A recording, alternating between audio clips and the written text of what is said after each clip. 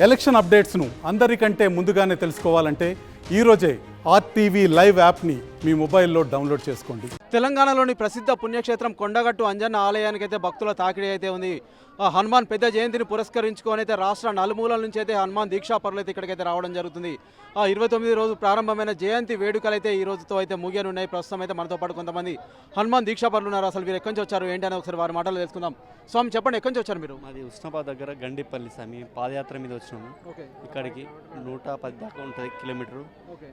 మాకైతే ఎలాంటి అక్కర్లేదు, మాకైతే చాలా అనుకున్నాయని అలా చాలా బాగా అనిపిస్తుంది స్వామి. ఓకే, అంటే మీరు ఎన్ని సంవత్సరాల నుంచి వేసుకుంటున్నారు మాల? మాల 7-8 సంవత్సరాలు అవుతుంది. పాదయాత్ర ఇది 3వసారి స్వామి. ఓకే, అంటే ఎంతమంది వచ్చారు స్వామి మీరు? మేము ముగ్గురం వచ్చినాం స్వామి. ముగ్గురు వచ్చారు. అంటే ఎట్లా వచ్చారు? మాతో ముగ్గురు కూడా పాదయాత్ర. ముగ్గురు నుంచి పాదయాత్ర చేసినాం. ఓకే, దర్శనానికి సంబంధించి ఏమైనా ఇబ్బందులు అవుతున్నాయా? అంటే ఎలా ఉంది ఇక్కడ?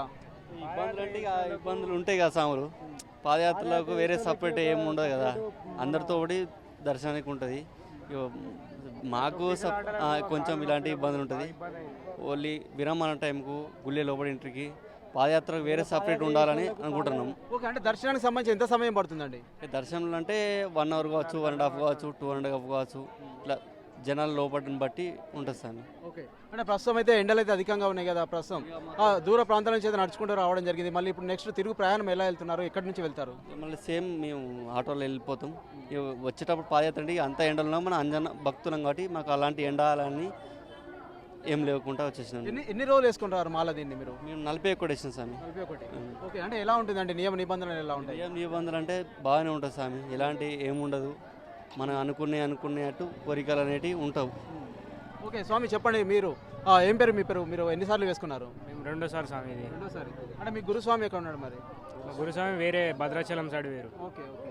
అంటే మీరు ముగ్గురు అయితే రావడం జరిగింది. దర్శనం బాగా అయిందా మరి? బాగానే అయింది సార్. ఓకే, అంటే తిరుగు ఇప్పుడు ఎక్కడికి వెళ్తారు? మళ్ళీ వేమవాడకి వెళ్తారా లేదంటే డైరెక్ట్ ఇంటికే, ఇక ఇంటి దగ్గరికి వెళ్ళిపోవడే. ఓకే స్వామి చెప్పండి, ఎలా ఉంది ప్రస్తుతం అయితే దర్శనం కావచ్చు ఇతరత్ర సంబంధించి ఏం చెప్తారు?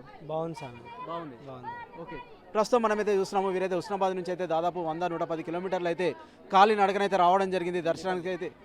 దర్శనానికి సంబంధించి అయితే వీరైతే హనుమాన్ జయంతిని పురస్కరించుకొని 41 రోజులు అయితే మాల వేసుకోవడం జరిగింది. ప్రస్తుతం మేమైతే ముగ్గురం రావడం జరిగింది అని చెప్తున్నారు.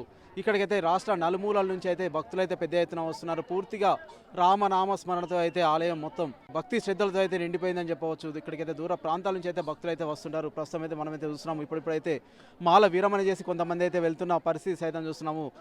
ఆలయ ఈవో సైతం ఇక్కడ దగ్గర నుండి పర్యవేక్షిస్తున్నారని అయితే గతంలో ఆర్టీవీతో అయితే చెప్పడం జరిగింది. ప్రస్తుతం అయితే పూర్తిగా శ్రీరామ నామ స్మరణతో అయితే ఆలయం అయితే మారుమోగుతుంది. Over to studio. మరిన్ని వీడియోస్ కోసం ఛానల్ ని సబ్స్క్రైబ్ చేయండి. లేటెస్ట్ అప్డేట్స్ కోసం వాట్సాప్ ఛానల్ ని ఫాలో చేయండి. అండ్ లింక్ డిస్క్రిప్షన్ లో ఉంది.